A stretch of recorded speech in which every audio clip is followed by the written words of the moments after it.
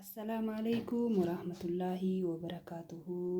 Akkam jirtan nagaa keessan hordoftoonni keenya hundi keessan baga jiraattan alhamdulillahi rabbil alamin. Har'as deebi'ee dhufee jira. Har'a ammoo waan addaa qabadhee isinii dhiyaadhee akkaataa itti haala salphaa taheen nyaata kana hojjennu jechuudha.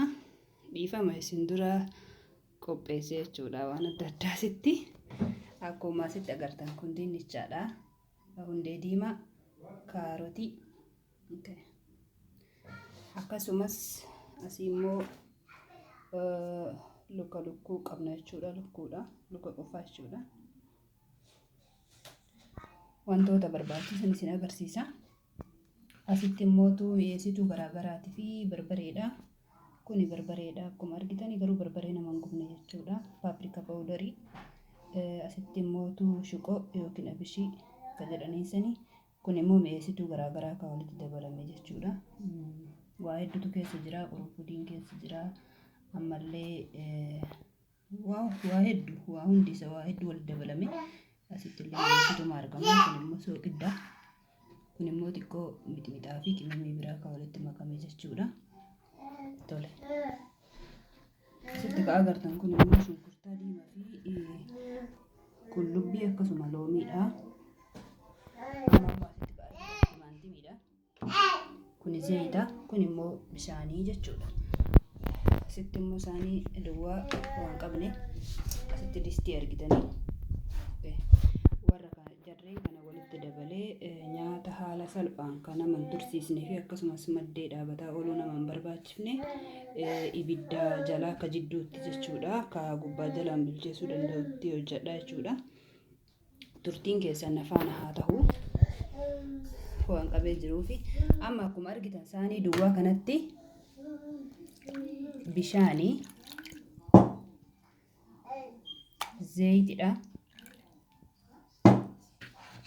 mi'eessituuwwan garaagaraa kana akkasumas kanallee itti dabala jechuudha. Eega itti dabaleen booda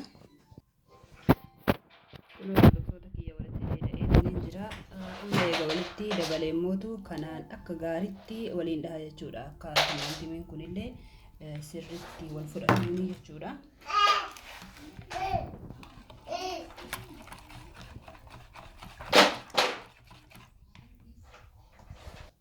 Kunoo hordoftoota kiyyaa amma akka gaariitti wal fudhatee jira.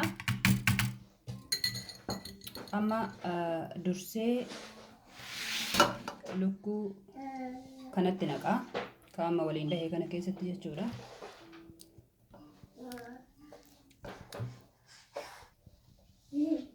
Kunoo akkuma argitan amma lukkuu asitti naqee jira. Lukkuu kana hunda isaa kana keessatti waliin eega dhahee fudhachiiseen booda distii kanatti guura. Kunoo lukkuu hunda isii as keessatti guuree jira. Amma itti aansuudhaan dinnichaa fi kaarotii itti godha jechuudha. Dabaree hundee diimaa dhumatarra itti godha waan bifa qabuufi.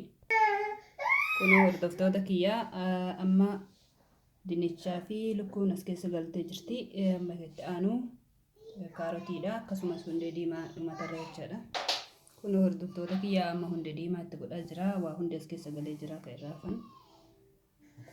As keessa amma lukkuu, dinnicha, kaarotiitu jira jechuudha. Amma kaaree fusanii walitti makamee dhumatarra kan hafe amma shunkurtii fi wantoota kanniini. Kunoo hordoftoota kiyyaa amma dhumatarratti shunkurtii fi qullubbiis asumatti makaa gubbarraan jechuudha. Kunoo akka isin agartanitti hundi isaa as keessa seenee jira. Amma ibidda keessa kaa'utu hafaa jechuudha. Ibidda keessa osoo hin geennee dura almuuniyeemii gubbaa kanaan itti gadi marraa achi booda ibidda keessa keenyaa 250tti akka ibidda kiyyaatitti 250 irratti gubbaa fi jala daqiiqaa 30 yookiin 35 irraa 35 jidduutti bilchaata. Daa'imni tiyyaallee na wajjin nyaata hojjetaa jirti. Ashhadu anna Muhammadan Rasulullah.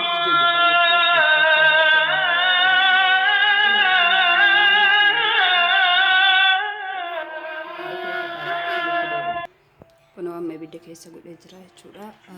Lakkoofsa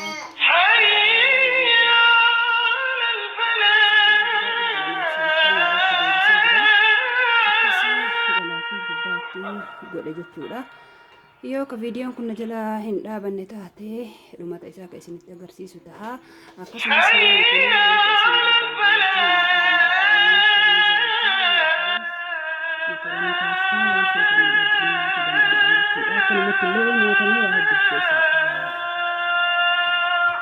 yoo ka isinitti tole taate like, share, subscribe godhuudhaan nu jajjabeessa.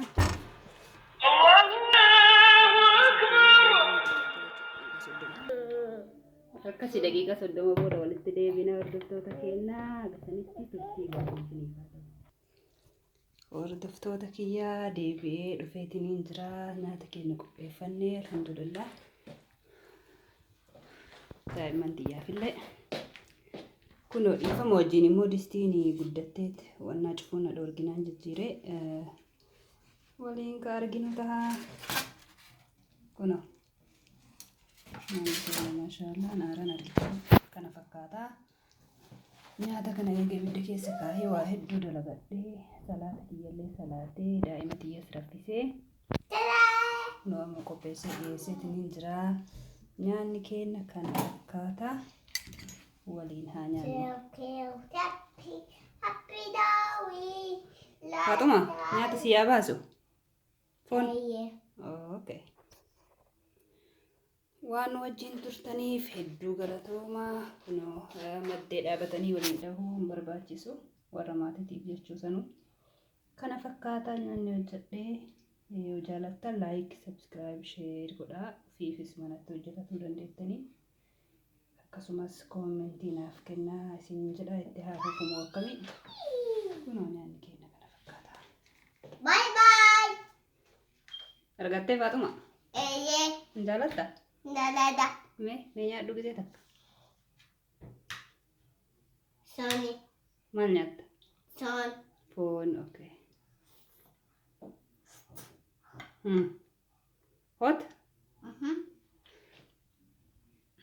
Kana fakkaataa waan na wajjin turtaniif guddaa galatooma. Chaanaalii kana nu jabeessaa, nu guddisaa, waliif qoqqoodaa. Subscribe, share naa godha. Nagayaan tura. Assalamu alaikum warahmatullahi wabarakatuh.